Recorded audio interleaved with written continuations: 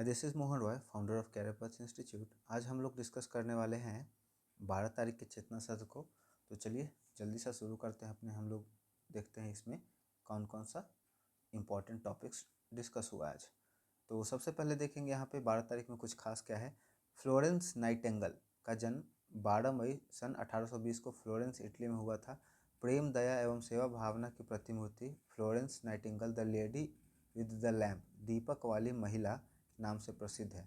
हर वर्ष 12 मई को Florence Nightingale की जयंती पर अंतर्राष्ट्रीय नर्स दिवस का आयोजन किया जाता है। अंतर्राष्ट्रीय नर्स दिवस इन्हीं के डेट ऑफ बर्थ को याद करके मनाया जाता है। जोधपुर शहर की स्थापना 12 मई 1459 को राव जोधा द्वारा की गई थी।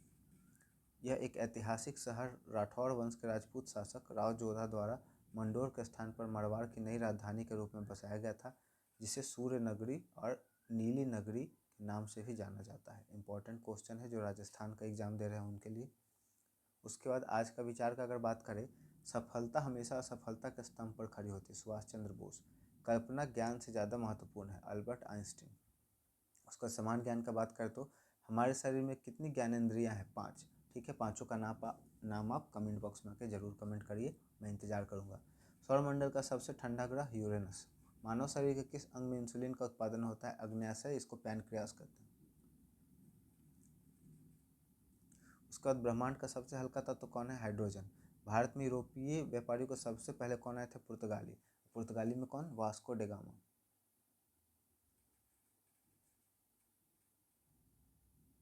Vasco day gamma. उसके बाद आगे देखते हैं रीजनिंग का। 1 से हुआ 2, 2 से हुआ 4, 4 से हुआ 7, 7 से हुआ 11, 11 से देखिए 1 से 1 बढ़ा, 2 में 2 बढ़ा, इसमें 3 बढ़ा, इसमें 4 बढ़ा, इसमें 5 बढ़ेगा तो हो जाएगा 16। ठीक है। उसके बाद 2 से हुआ 6, 6 से हुआ 12, 12 से हुआ 20, 20 से हुआ 30, 30 से 2 से बढ़ा 4 और 4 से बढ़ा 6, 6 से 12, 12 से बढ़ा 8, 20, 20 से बढ़ा 10 और यहाँ बढ़ेगा 12, तो यहाँ हो जाएगा 42। ठीक है, तो इस तरह से ही आसान आसान रहता है। यदि पेन को हम लोग लिख सकते हैं QFO, तो बुक को क्या लिखेंगे? देखिए P है, यहाँ पे Q है, E है, यहाँ पे F है और N है, O है। तो सब में देख रहे हैं कि +1 हो रहा है ना, +1 हो रहा है, E से F हो रहा है +1, उसके बाद N से O हो रहा है +1। तो उसी तरह से BOOK, तो B हो जाएगा C, O के बाद होता है P और K का हो जाएगा L, तो CPPL। ठीक है।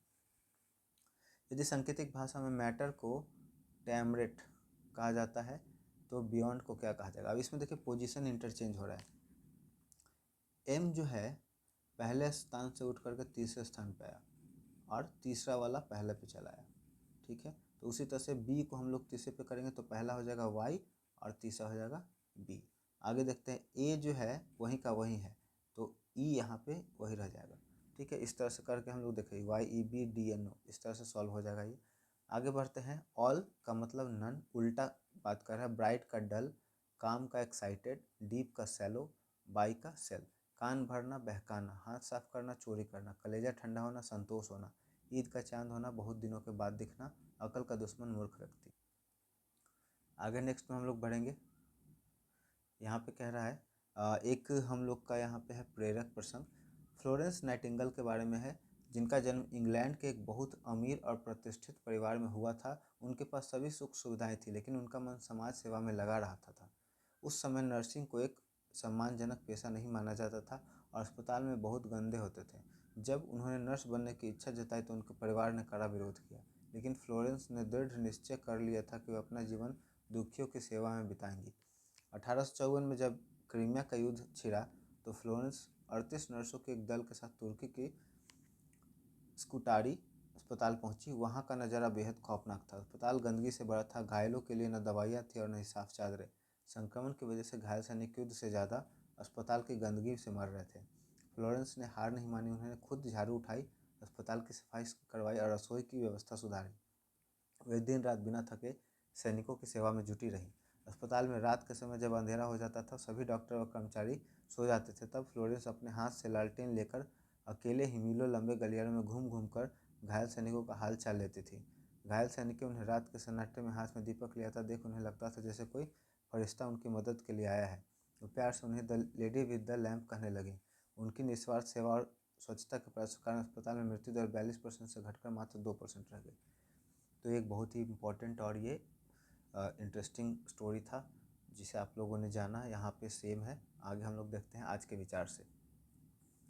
आशा वह शक्ति है जो हमें कठिनाइयों में भी आगे बढ़ने का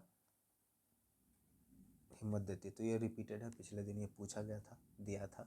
भारत का वैदिक घड़ी किस शहर में उपस्थित है? तो उज्जैन में हो जाएगा। देश का सबसे बड़ा कौशल विकास केंद्र किस शहर में स्थापित किया गया? हुबली, कर्नाटक। हुबली है। बिहार के किस जिले में बापू टावर स्थित है? गर्दनीबाग, पटना। बीते 10 मई को कौन सा दिवस मनाया गया? Mother's day. उसके बाद आगे हम लोग का समान ज्ञान का क्वेश्चन है। सिंधु घाटी सभ्यता का प्रमुख बंदरगाह कौन था? लोथल, जो कि गुजरात में था। वेदों की ओर लौटो किसने नारा दिया? स्वामी दयानंद सरस्वती ने।